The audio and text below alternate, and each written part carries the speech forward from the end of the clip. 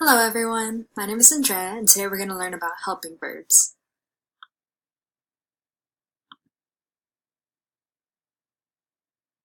So, what is a helping verb?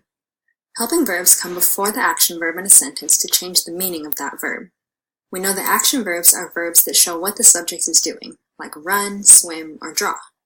So, take a look at the first sentence. Is am acting as a helping verb in the sentence? No. Although am is usually considered a helping verb, happy is not an action verb. Happy isn't something that you can do. So, am is not a helping verb in this particular sentence. In this case, it's actually a linking verb, but that's a whole other story. Now in the next sentence, is am a helping verb? Yes, smiling is an action verb. Smiling is something you can do. So am is a helping verb in this sentence. As we go on, you'll learn just how helping verbs are used to change the meaning of regular action verbs.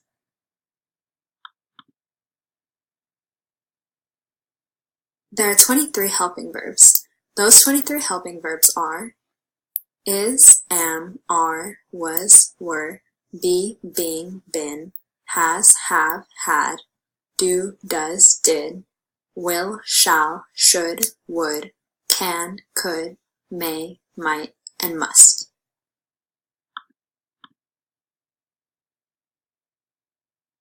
Helping verbs express tense. They show when an action took place. For example, look at the following sentence. I walked to school with my dad. This sentence shows the present tense. But what if you want to talk about something that's going to happen tomorrow? By using a helping verb, you can show the time when something happens. For example, instead of saying, I walked to school with my dad, you can say, I will walk to school with my dad, which shows that walking to school is something that will happen in the future.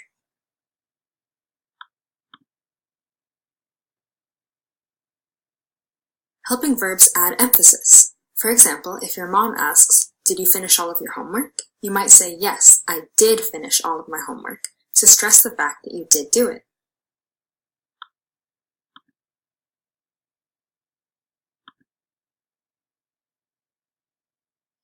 Helping verbs show obligation or necessity. They show when something ought to be done or needs to be done. For example, we all know that eating our vegetables is important. You might say, you must eat your vegetables to grow big and strong. Here, we see that the helping verb must is used to show an obligation, or the need, to eating your vegetables.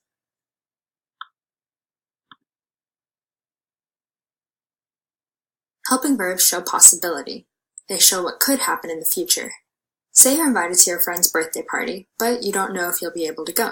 You would tell your friend, I might come to your birthday party this weekend, to show that there is a possibility that you will go.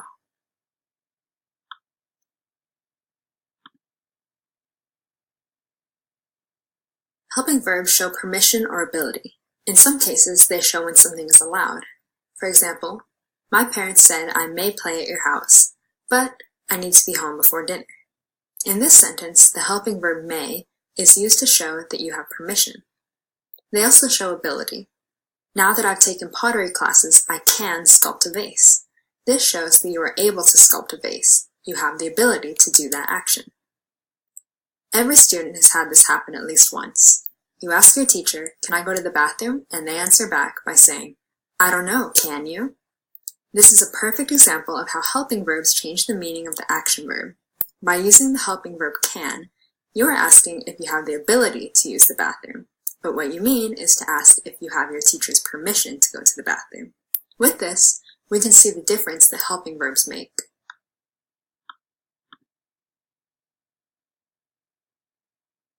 Helping verbs express conditions. How much wood would a woodchuck chuck if a woodchuck could chuck wood? Wow, that's a mouthful. In this sentence, helping verbs are used to show a condition. The condition is a woodchuck's ability to chuck wood. If he could chuck wood, that is, if he were able to, how much would he chuck?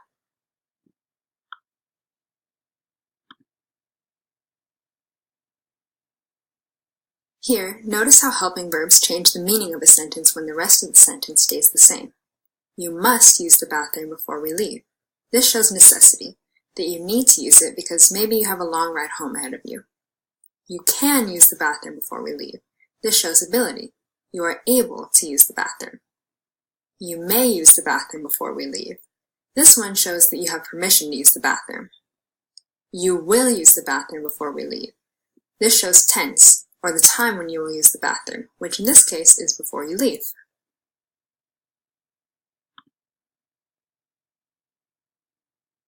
Helping verbs show the progressive tense. The progressive tense uses progressive verbs, which are action verbs that end in ing, like walking, flying, or painting. They show an action that is still in progress. Helping verbs make space for them in a sentence. If you're in the middle of a slice of pizza, you wouldn't say, I eating pizza. Instead, you need to use a helping verb like am to say, I am eating pizza.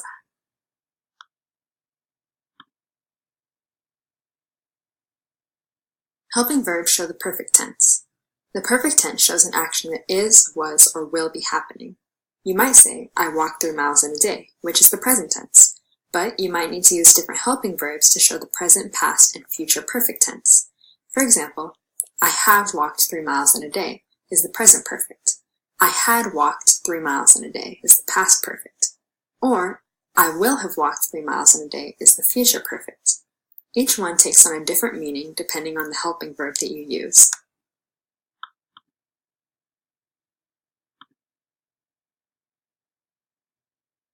Alright everyone, that wraps it up. I hope this helped you get a better understanding of helping verbs and how they can be used in your writing to change the meaning of the action